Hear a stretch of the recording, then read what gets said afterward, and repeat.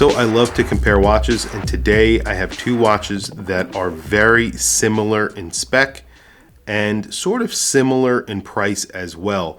I have the SBDC061 from Seiko in my left hand. In my right hand, I have the new upgraded Tissot Seastar 1000.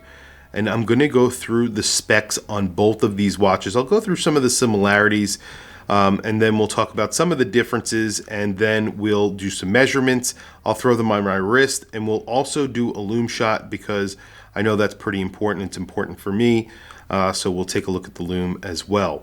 Now, in my left hand, as I mentioned, the SBDC061, of course, you're getting a sapphire crystal on the Tissot as well.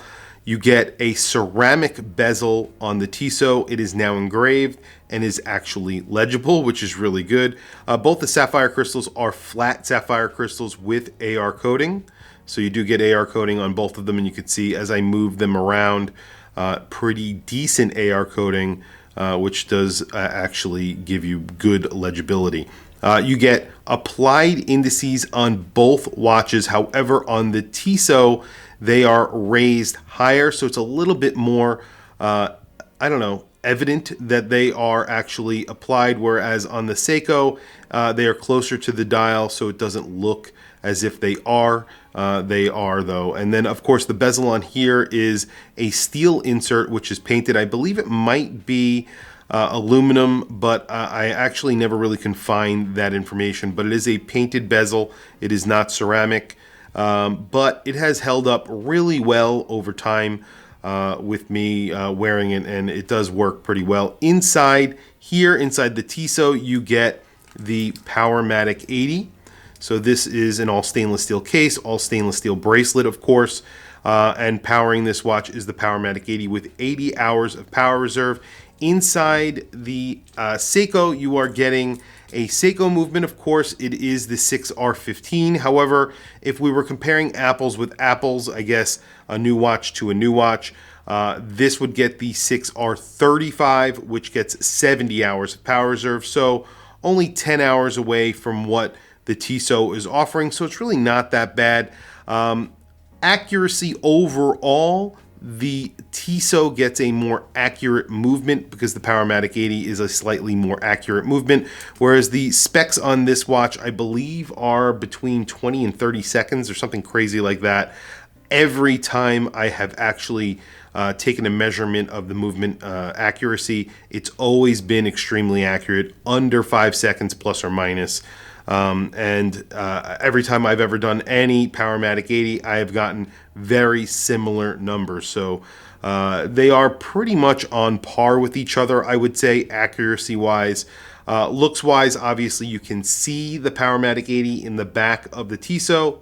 You cannot see the movement in the Seiko. Now, some people will say, who cares? It's just something to be said. Also, this is a 300-meter dive watch. This is a 200-meter dive watch. This is actually ISO certified. I believe this is not. Those are some of the similarities and differences. Now, the hands on them, on both of these watches are lumed. You get very big, chunky hands on both of them. Counterbalance on here is a lollipop counterbalance. On here, it is a T. I'm not a huge fan of that T, but it doesn't look bad. This is a black dial. This is a blue dial. That's really up to preference of what you buy, because you can get this in blue also, and I believe you can get this in black. I don't know if you can get this in black on this bracelet yet. However, currently, I believe they only offer it in blue and gray, but they will obviously offer it in black eventually, so that makes sense. You have a 4 o'clock crown on the Seiko, 3 o'clock crown on the Tissot. The bracelets are different, but very similar at the same time. They are both oyster style bracelets. The center links on the Tissot are a high polish, whereas the entire bracelet on the Seiko is brushed.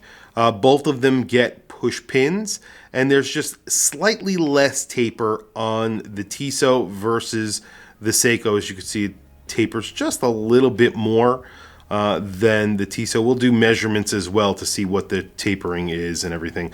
Both scissors are milled now. Previously on the Tissot, that was not the case, but they both are now. Both of the actual clasps themselves are pressed. However, nicely pressed on both of them. I would say the Seiko's a little bit nicer, but you know, it's just signed differently as well. So it's signed Seiko up here, where Tissot is signed on the clasp itself. Both of them get divers extensions, but they are both pressed. So very, very similar, similar divers extensions, except the locations are different. That's it. So the location of the diver extension is here. Just a weird diver's extension, which I have never liked, but it's not, you know, any worse than the one that's on the Tissot. So that's pretty much it. I'll never use it. Both of them have decent bracelets now, I would say. Both of them are finished very nicely. The only thing I have noticed about the Tissot is that it does sort of, when it bends back, it gets caught.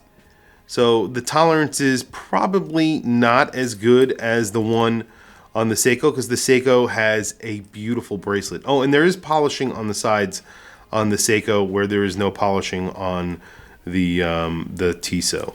Now, dimensions is where these watches actually differ, but are actually kind of similar at the same time. So this is a 43 millimeter watch. This is a 44 millimeter watch. But you can see when I put them side by side, they look almost exactly the same. This might look a little bit smaller. The Seiko might look a little bit smaller than the Tissot, which is kind of ironic because it's actually a larger watch. Thickness, will do a measurement, of course, but they look pretty much very similar in thickness, which is pretty impressive for the Tissot, because you do get 300 meters of water resistance versus 200 meters on here. Then again, I won't even use the 200, so for me it doesn't really make that much of a difference at all. But quickly, let's do some measurements. I'm going to do the diameter first. So as I mentioned, this is a 43 millimeter watch, so it's 42.9 millimeters. And this is a 44 millimeter watch, so and you do get that crown at the 4 o'clock position. So I always measure this, and it's always hard to measure because of the shape of the case, so it kind of moves, but 43.5 is what I'm measuring right now, which is not bad. Crown size on here, which is unsigned, 6.8 millimeters. So you do get a very big crown on here. On the Tissot, it is a very big crown as well. So that one is for the Tissot, 7.1, and it is signed. So that's you know, a plus over the Seiko, which is not signed. Okay, not bad. And then you get drilled lugs on the Seiko. You do not get drilled lugs on the Tissot. Thickness on here on the Tissot, 13 millimeters, 13.1 millimeters, 13 millimeters. So it's almost exactly the same, 13.1, 13. It's just fluctuating. Again, I think points go to the Tissot for this, because you do get a display case back, which you could see the movement, and you cannot see the movement on the Seiko, so that's kind of disappointing. You get quick release on the bracelet for the Tissot. I'm not sure if you get a quick release with the Seiko on the updated version. They haven't made really many updates besides the movement, but that might be the case. I doubt it actually, because you're getting the drilled lugs, so it depends on what you care about. I think the drilled lugs are actually better than the quick release, because you could take off straps easier with the quick release. I mean, with the drilled lugs. So maybe going with the drilled lugs in this case. And let's look at the lug to lug very quickly. Someone made a very funny comment in my last video saying that these, I won't even repeat it, but these are not true female end links. So 50 millimeters, basically 49.3, excuse me, and then like a 52, 57 millimeter with those female end links. So these these are female end links that act like a male end link, because you do not get a fold down completely towards the case. So a little bit bigger, wears a little bit bigger than the dimensions. And then you do get male end links on here. So on the Seiko, 49.8 so a little bit bigger, and then because of those male end lengths, 53.2. So it's almost the exact same lug width as well, which is kind of crazy. So there's very, very similar specs here. However, I have to say, wearing both of these, the Seiko wears smaller, although it has the bigger dimensions. If that makes sense. So very quickly, I'm going to throw both of these on my wrist. I'm going to do quickly. I'm going to do bezel action. Then I'm going to throw both of them on my wrist, and then we're going to do a quick loom shot. So bezel action first.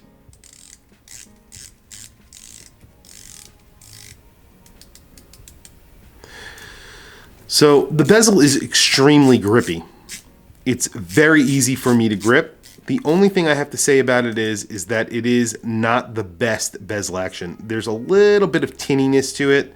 It's slightly loose. Not very loose, but slightly loose. So I have found that to be the case with every Tissot Seastar 1000 that I have encountered. But not bad. Not a deal breaker. The SBDC061.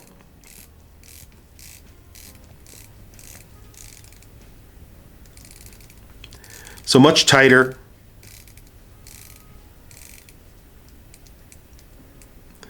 Much tighter, much more, I don't know, expensive feeling. It feels more luxury, I guess, is the word I want to use. I don't know if that's the best way of describing it, but that's how I will describe it. This is a little bit more tinny. This is not. This is a little bit more solid. Now, the sound on both of them, not that great. The action is good on the Seiko, but the sound is not that great on either. That's really it. So, very quickly, let me show you what I have on my wrist. Then we will do a loom shot and then wrap up the video. So, today I have a competitor to both of these watches on. It is my Mito Ocean Star Tribute.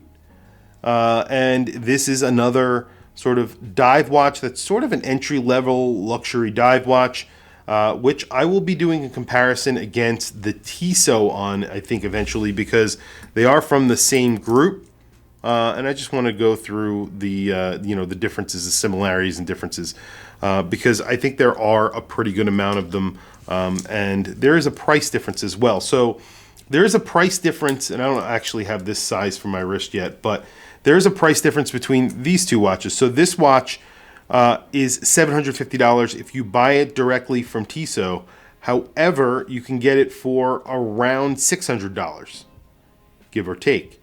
And here it is. This is 43 millimeters, as I mentioned, on my 7.5 inch wrist. You could see it wears like a 43 millimeter watch. It is large. It sits a little bit high on the wrist, as you could see, because of the way that the case shape actually sits on my wrist. It is a good looking watch. It is a lot better looking than it was previously with that bezel that it had. And they've actually done some really good work with the dial. The bracelet makes a huge difference on this watch, I have to tell you. It really is a nice bracelet. There's some quirks with it, but it is very, very nice. It's a very nice bracelet, I have to say. I really do like it. The SBDC061. This is a watch that I've had for many years now. And I have to say, I love this watch. It's been in my collection for many years. I look at it and I say I want to sell it once in a while. I never do. And there you go. So it wears like a 42 millimeter on my 7.5 inch wrist. This is because of the way it actually sits on my wrist. You can see it sort of gets deep into my skin and sort of sits very low on my wrist. It does not sit up high. And it's because of the case shape, the way that the case is actually shaped. Both of them have screwed in case backs, but the case back on here isn't really what does it. It's actually the case shape.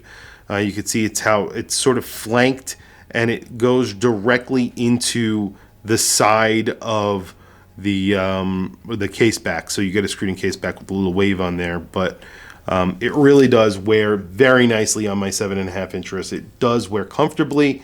I think it's one of the more comfortable watches that I've ever worn that's 44 millimeters.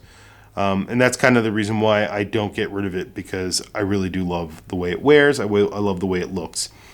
vintage inspired, really good looking dive watch. Anyway, very quickly, let's do a lume shot and then wrap up the video. I'm going to charge both of these watches up.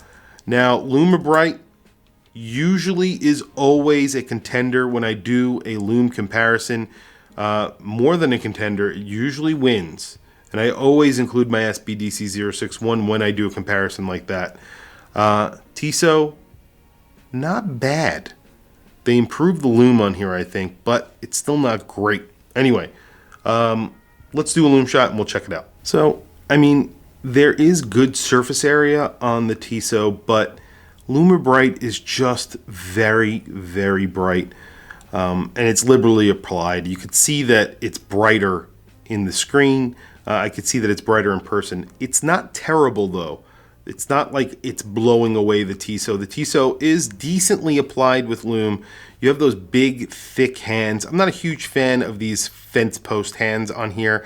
But then again, I'm not a huge fan of the big arrow hand and sort of combination that they used on the Seiko. But I do think that this lume on the Lumibrite on the Seiko is better. And usually it does last a very, very long time. Tissot, in my recent video that I did for it, it doesn't fade very quickly, but it doesn't hang on as long as Lumibrite.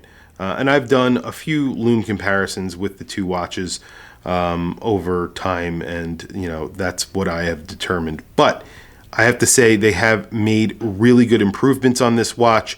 The Tissot I'm talking about, they've made some excellent improvements, not only with the bracelet, the case, the bezel, but they've also definitely added lume here as well. And you can see there's a bigger pip on this watch as well. I mean, honestly, if it wasn't for price, this is the Seiko, I think retails for $1,100 right now. You could get them for around $800. I have them side by side in my collection.